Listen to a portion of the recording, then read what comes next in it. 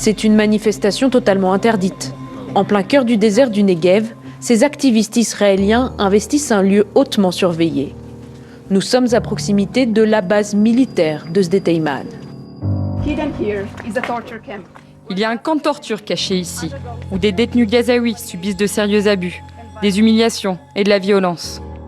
Les détenus gazaouis sont gardés ici, dans une prison à ciel ouvert, où ils sont continuellement menottés et avec les yeux bandés. Cet endroit incarne ces crimes plus qu'aucun autre. Et c'est pourquoi nous appelons à la fermeture de Sde Teiman, à la fin de la torture et à la libération de tous les prisonniers politiques. Quelques minutes tout au plus devant l'entrée de cette base militaire. L'armée israélienne a rejeté notre demande de tournage derrière ces murs.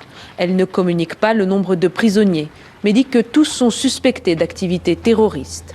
Certains étaient des assaillants du 7 octobre, d'autres ont été arrêtés directement à Gaza au cours de l'offensive terrestre. La présence de ces militants pacifistes déplaît. Alors rapidement, ils sont pris à partie.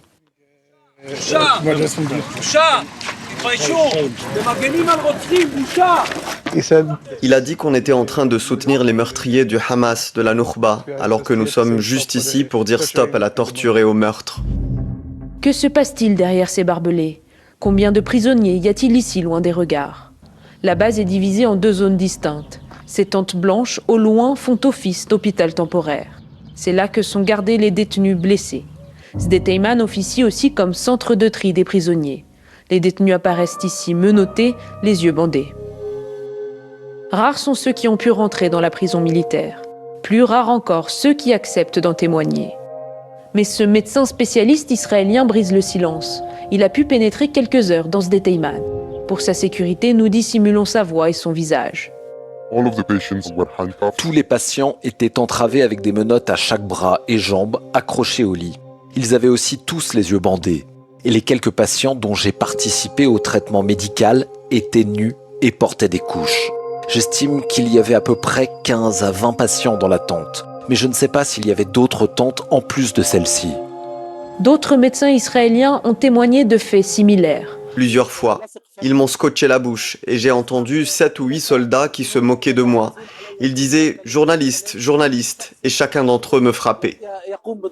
Un petit peu plus au nord, dans le centre de l'enclave de Gaza, notre équipe retrouve le docteur Saleh Aleiwa, tout juste relâché après plus de 4 mois de détention. Médecin urgentiste à l'hôpital Al-Shifa, il était de service le 7 octobre. Après son arrestation, il transite 48 heures par Sde Teiman, dont 15 heures d'interrogatoire violent. La première question qu'il m'a posée, c'était « Où sont les otages ?» J'étais choqué et j'ai pensé « Comment ça, où sont les otages ? Comment pourrais-je savoir où ils sont ?» Il me posait des questions illogiques. Et il me torturait parce qu'il pensait que je ne fournissais pas les bonnes informations ou que je lui cachais quelque chose. Ce n'était pas son droit. C'était un interrogatoire inhumain qui utilisait des méthodes illégales. En particulier contre un docteur civil comme moi. Car finalement, quelle était ma faute? C'est de l'avoir été de service le 7 octobre? Il a pourtant été prouvé par l'armée israélienne que des otages ont bien été emmenés à l'hôpital Al-Shifa le 7 octobre. Sur ces images, on voit l'un d'entre eux blessé dans un couloir. Le docteur Aleiwa assure ne pas en avoir eu connaissance. Et cela ne justifie pas les conditions de détention des prisonniers, selon lui. Parfois, on se parlait et on voyait en dessous du bandeau qui couvrait nos yeux. Par exemple, moi, je n'ai pas été torturé avec des chiens. Mais j'ai vu quelqu'un qui avait une morsure de chien à l'abdomen. On voyait même ses organes internes. Et une autre personne que le chien avait mordu à la cuisse. Nous avons contacté l'armée israélienne qui nous a répondu par écrit.